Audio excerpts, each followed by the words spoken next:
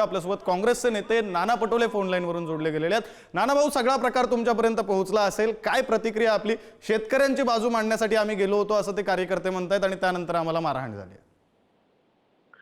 आपल्याला लक्षात असेल की सत्तेचा माज या लोकांना किती आला। तो लोणीकर काय बोलतोय, तो मोदीच बाप आहे म्हणून सांगतो सगळ्यांचा।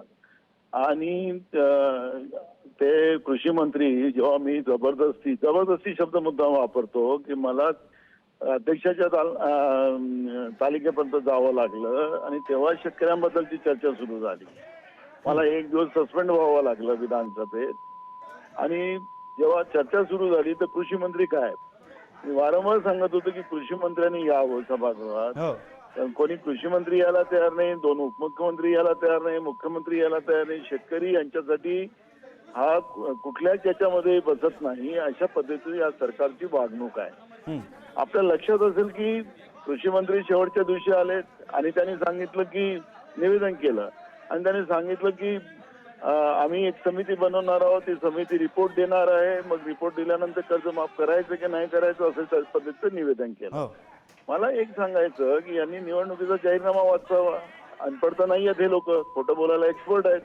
जाहीरनाम्यात तुमच्या लिहिलेलं आहे की आमचं सरकार आल्याबरोबर सरसकट आम्ही शेतकऱ्यांचं कर्ज माफ करू, त्याच्यात विलो तर कमिटी आम्ही करणार आहोत आणि मग द्यायचं की नाही द्यायचं असं का नाही बोलले। या पद्धतीचा हा जो पैमाने निवडून आलेली ही सरकार आहे, जनतेमध्ये प्रचंड राग यांच्याबद्दलचा आहे।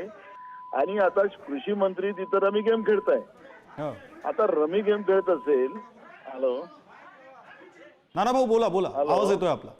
रमी गेम खेळत असेल तर स्वाभाविक आहे की तुम्हीकडे शेतकऱ्यांच्या आत्महत्या चाललेल्या आहेत आणि शेतकऱ्यांच्या आत्महत्या चालत असताना शेतकऱ्यांच्या पिकाचे पैसे द्यायचे नाहीत, त्यांचं कर्ज माफ करायचं नाही, शेतकऱ्यांचं कमी भावात कसा माल विकेल त्याच्यावर या सरकारचं नियोजन आहे।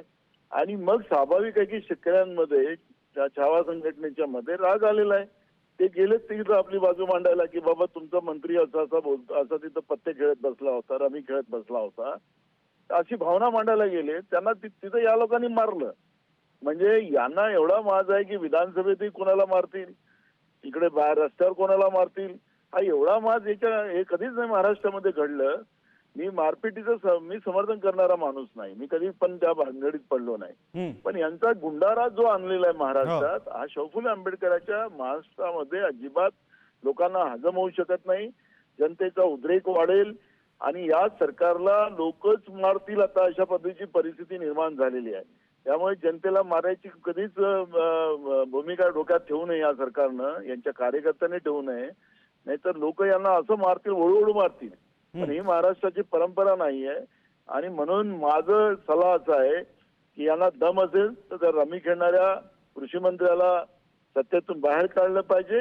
आणि दुसरा मुद्दा असा आहे की यांनी जे सरकारने शेतकऱ्यांसाठी जे आश्वासन दिले त्याचं पालन तातडीनं करावं, तरच या लोकांना आता माफ करतील लोक, नाही तर मुश्किल आहे।